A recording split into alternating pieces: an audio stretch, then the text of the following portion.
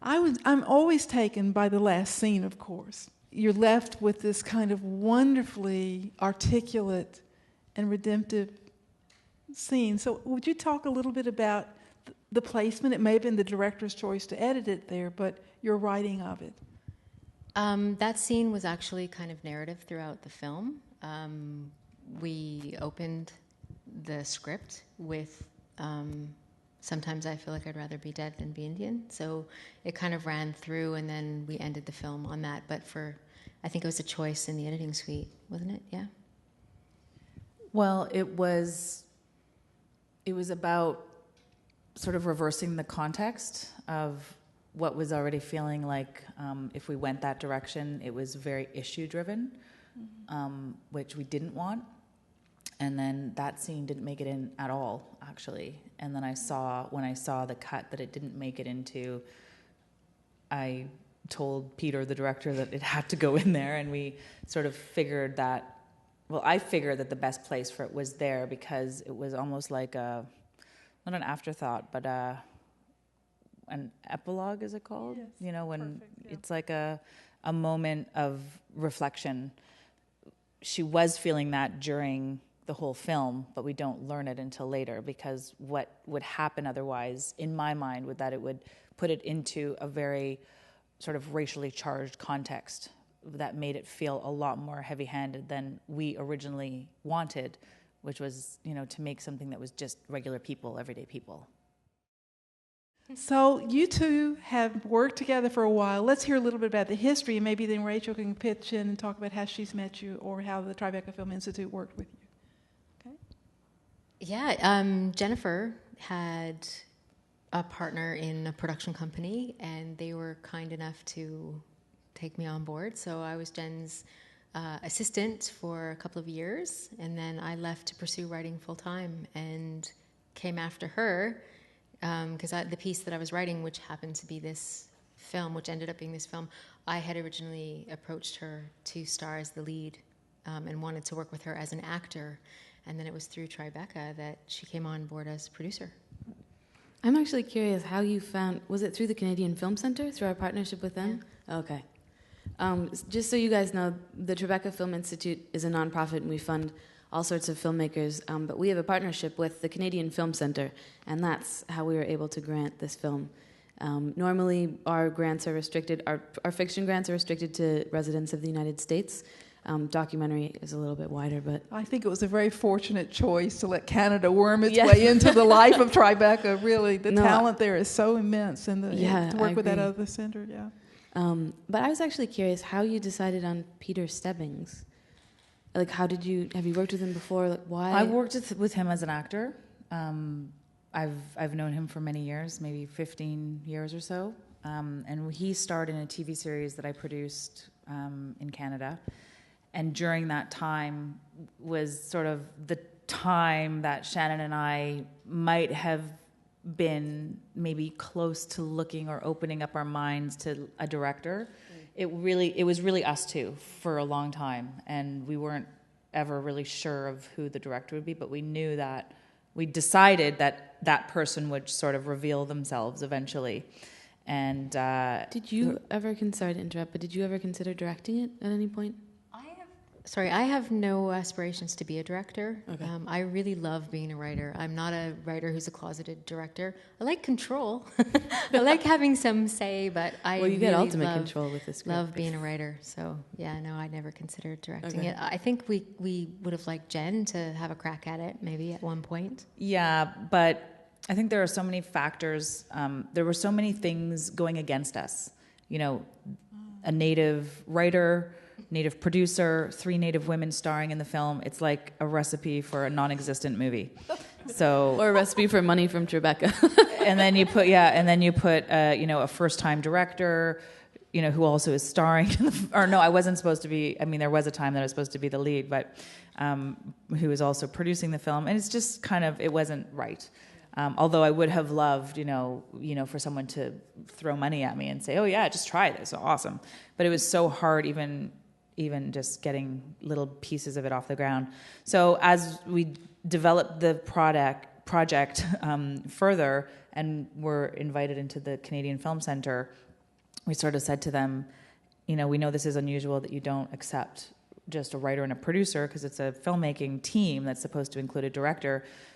Just trust that someone will come along that we want to direct this film. So our options were basically limited to Canada because to access any funding, I mean, there are directors that we had thought about that would be great, you know, that were native, that would have done an amazing job, who we have worked with or you know, have known about.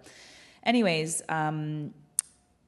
Peter kind of came to mind because I knew that he was working on this film, his first feature film. I know that he was raised by a single mom, has 3 sisters, is the most effeminate heterosexual man I know, with the most admiration and love of women and understanding of women, and is a great director. And I knew that he was directing a lot of TV and had done this feature film. So I asked him just to send me if he had something. He was like, I'm actually in the rough cut stage of this feature starring Woody Harrelson. So I'll send it to you and you can let me know. So we watched it, and I mean, I thought it was great. It's called Defendor, and it ended up being very, very successful. But before it became successful, he joined our team, which he, if he was sitting here, would say was like, you know, a suicidal career move, because he was about to have this incredibly successful feature film that was bought by Sony and did very well, and then turns to do this very, very small, no budget film about An 3 absolutely Native beautiful, women. successful film. So yeah, and I mean, he was very, very in love with this project, and I think that's what kept him going. He became our partner in this you know, journey of discovery for 3-4 years before we, was it 3 years before we made it, and you know, was deeply invested in the story. And one of the things about making movies is you need money to make a movie, and how you get money is you have to prove that the film is viable in a theatrical context. And to be viable in a theatrical context, you need someone, if not a few people involved, who have had a film that has had success in the theatrical scene. So there were a lot of factors, and once Peter came on board, it was almost as if it was the life raft of the film, you know, which was not my intention, because I had no idea that his film would go off to make him a very successful director. I just thought he needed a job, and he had a lot of promise. His bona fides were very good for a film about women, by women, etc. The other thing that I thought it would be interesting to hear a little bit about, and it's about the content in some way, the way the story goes, is the whole notion of Mohican and how that plays itself as a thread through. You want to talk a little bit about that? Well, at other festivals, when I've given the true answer, the audiences weren't all that thrilled. But I'll give you the true answer. Originally, these characters were Masqua. They were a bear clan, and that was a choice from the story perspective. Unfortunately, in Ontario, bears are very expensive. So we couldn't afford a bear. We had to get a wolf dog. So then having a wolf dog changed the whole story behind the bear, and so we had to change their name. So that's that was how hard. Yeah. So the idea would be on the road, a bear would appear on the road? At the side of the road. At the side of the road, I'm from the prairies, and one of our pastimes as a kid would be to go to the dump and watch the bears. And they hang around the side of the highway. They're kind of scavengers. So to see a bear at the side of the road isn't, back in the day, it wasn't an unusual sight. Today, maybe a little less so. We at one point thought, I was trying to convince everyone that we just drive a little bit further north and just wait for it, because it does happen. It's not. I was really reluctant to let that go, even though I knew that there were a couple other options that would work. Like Mohican was a very good option, but the Masqua storyline and I'm Bear Clan, and I thought that was very, I don't know, I felt like really right, but it was hard to let go. But yeah, it was either that or not make the film. Because a bear is like $15,000 a day, and that's almost all of our budget. You couldn't have just gone to the dump?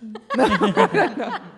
Listen, it for us, audience, somewhat external, the whole communication of the sense that the thread was being made by Pika, the connection was being made by Pika to herself, to the unfolding of herself, and that was very helpful. It could have been the bear, obviously, but the real emotion of it to move the girl towards something, and then the mother to have her realization, have Lena also have this very tragic but epistolatory moment in the face of this animal that paused at her. It was really kind of wonderful. Yeah. And maybe because his scale was low, it might have even been better than a bear that might have been pretty something. The scene, knowing that, now the scene where she catches the fish makes a little bit more sense. A bear catching a fish. Right? Yeah. I don't know if that was your intention, but it makes a little bit more sense. I do think that you always have leftover, from various drafts, and because this film was in development for 7 years, you might see ghosts of drafts past. Yeah, I was gonna say it was even before I started working at Tribeca that they received the grant, because I've been there for 3 years and they received the grant in 2008. Yeah, or the support rather, because then it was... just picture that. I was supposed to play Lena, and now I'm playing the grandmother. That's just how long it took us to make this movie. But you're a very young grandmother. It's quite obvious that there were very many young mothers in this who then became young grandmothers. So that's what it is. Let's hear something from the audience. I believe there are microphones, and it's helpful to everybody to use them. So if somebody wants to make a comment or a question, this is a great time to do it. Anyone? They did all watch the movie, right?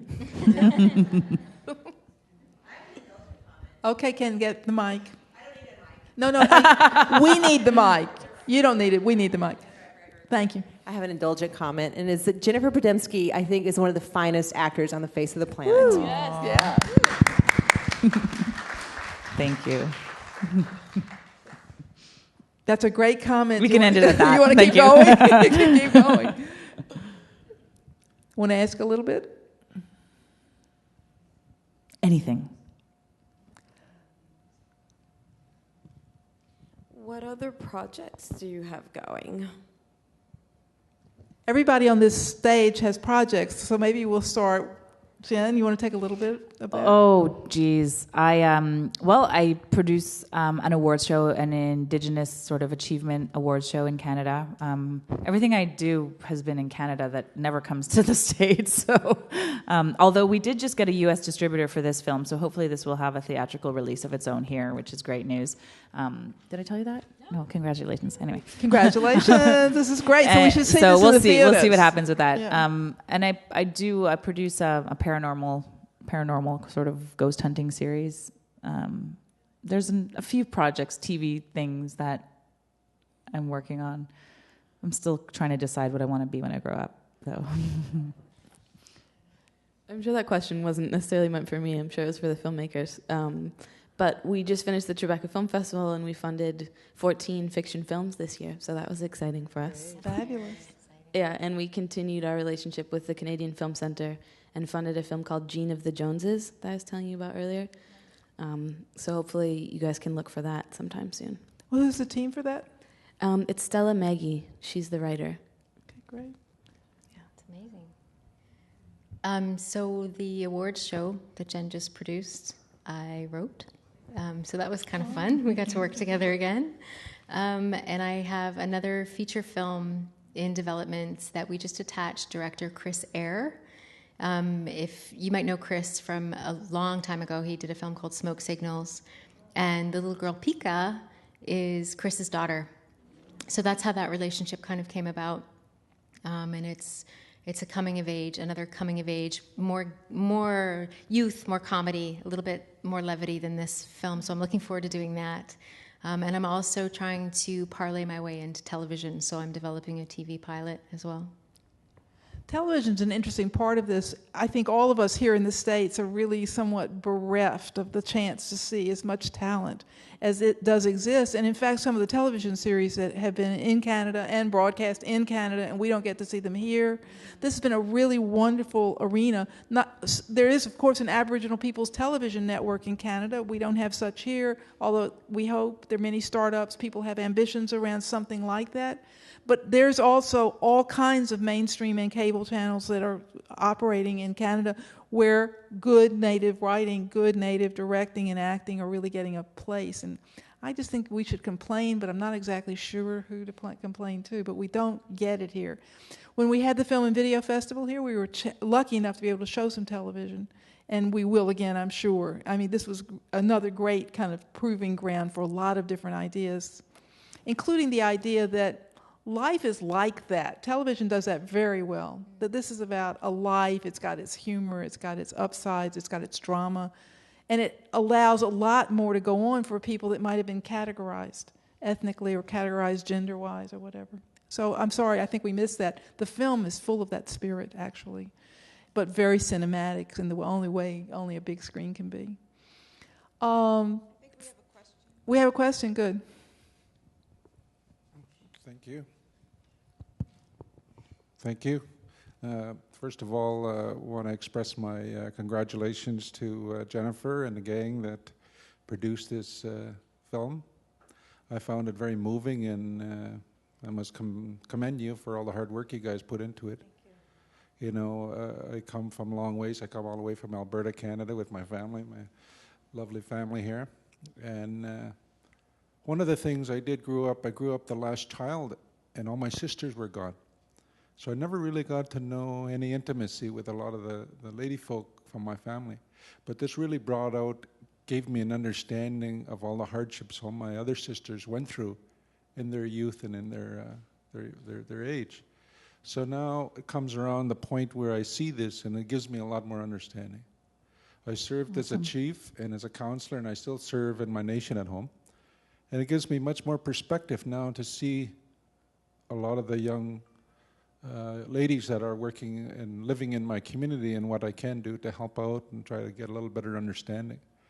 And like I say, I think you guys did a fantastic job. And once again, congratulations. And it was an honor, and a thank you for the invitation. Thank you to Jennifer. Thank you. Thank you. It's a wonderful comment.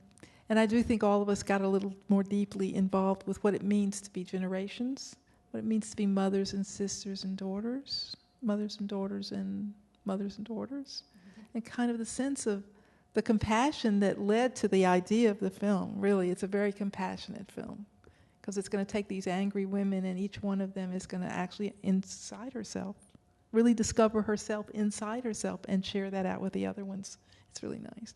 By the way, Chris Eyre was mentioned, and both of Shay's parents are in the film, I think, with that wonderfully happy little picnic when Lena comes home from the hospital.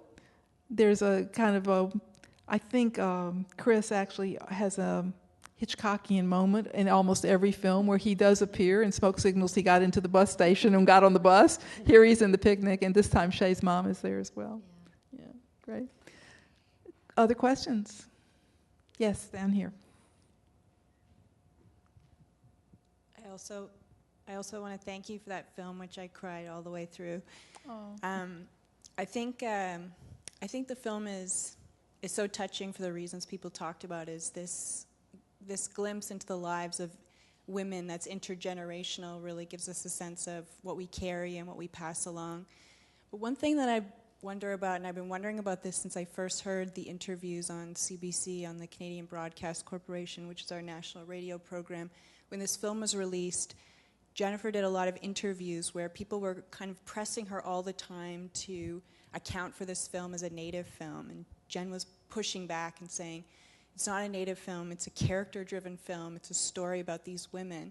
So I was thinking about that the whole time I was watching it, but thinking, you know, these women are so shaped by circumstance and by history and by social forces and social pressures. Residential school comes up, and you know, the kind of solutions that present themselves to intergenerational trauma are also very cultural and very spiritual in nature. And so it's hard not to think about this film as being also shaped by the issues that shape Indigenous people in Canada.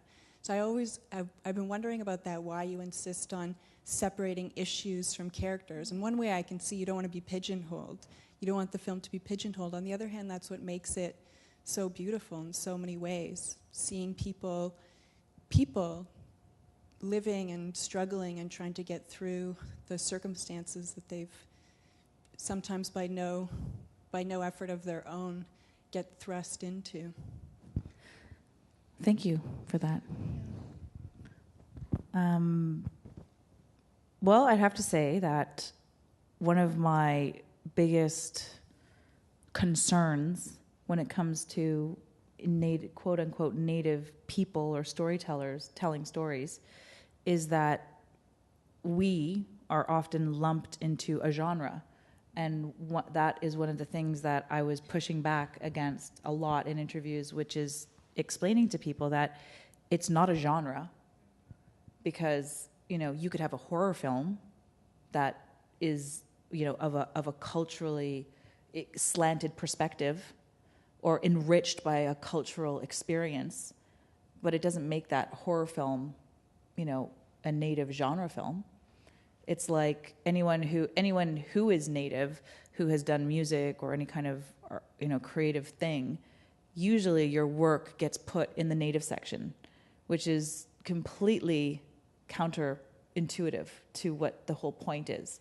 I think we need to expand sort of beyond that paradigm that's limiting us from becoming storytellers like everybody else. So, but really embodying that cultural sort of experience. And each one is different. Each person is different. So you can't really say, oh yeah, well this is a native family film, a native film in about 3 native women directed by a non-native guy, because then that really confuses everybody. It's really hard to swallow. It really is. So in general, I think how I like to present it is that it is a story of 3 generations of women enriched by this indigenous perspective, because it is, you can't help but being where you're from culturally.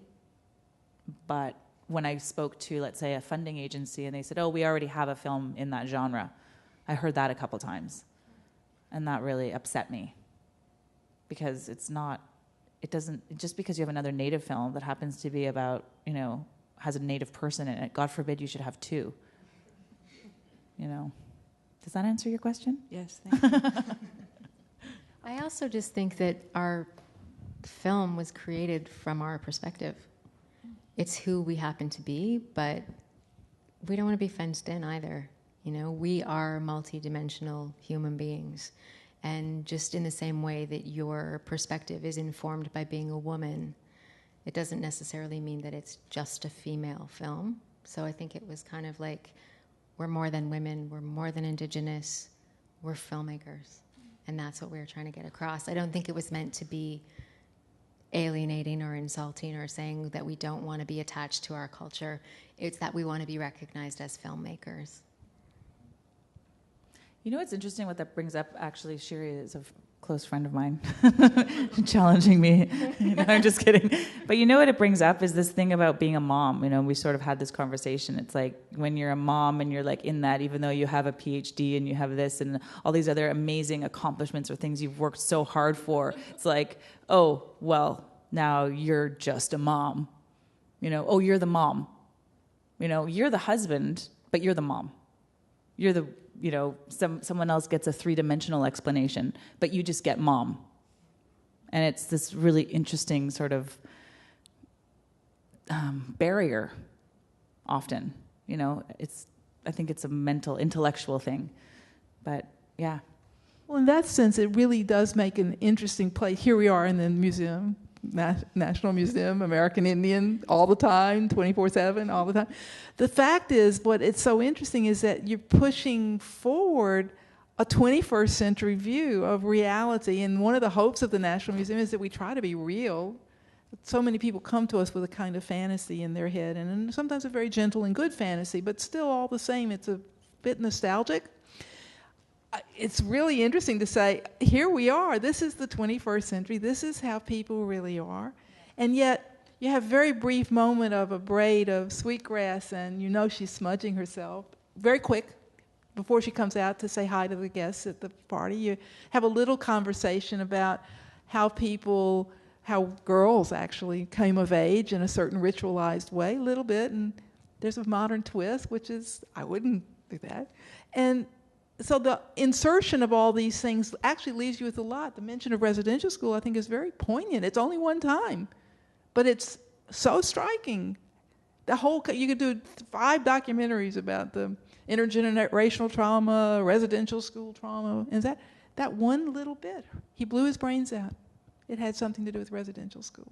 So I think, in a way, this is an incredibly instructive film of Native things if you want to parse it that way. If you don't want to parse it that way, you don't have to, and I think that's what you all are addressing. It's like, that's not the only thing in the film, but it's there for those who have ears. I remember the first time I ever showed a film by Victor Messias, was a Hopi video maker. He was actually the first experimental artistic video maker who was Native. And it was an historical documentary, and he had 4 different phases of history, including the prophecy. A lot of it was in Hopi, and if you spoke Hopi, you'd know what they said, and if you didn't, you didn't.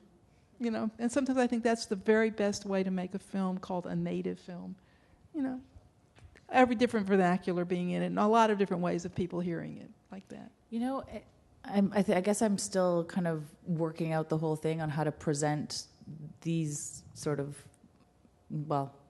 a film like this. It's understood, I think, unspoken and understood that Peter doesn't represent this film as a director normally would with a film, right? He doesn't go to festivals to represent this film because he knows it's our film. It belongs in a different place, right? It's outside of him. He was like a surrogate, you know, in many ways. And it's like a reporter once asked me about ownership and like, do I feel like I own the story as the producer? And it was an interesting question because it's not like that I want to control it or that I own it, but I think we have an understanding that it's meant to be discussed in forums from the perspective of the person or the people who nurtured it from their cultural perspective. So in that way, it is a Native film. But they just don't give you enough time to say that on the radio. Way to go, Jen. Just undo all our hard work. That's great. Thank you for Darn.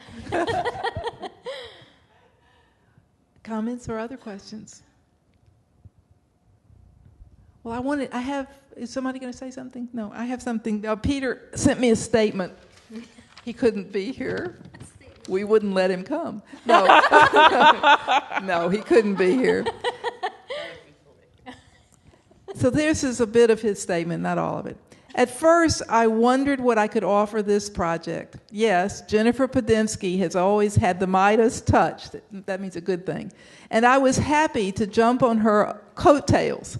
But if we were going to do a story like this, it was important to me to do something that I hadn't seen before. I didn't want to make another film about Native people being marginalized by white society.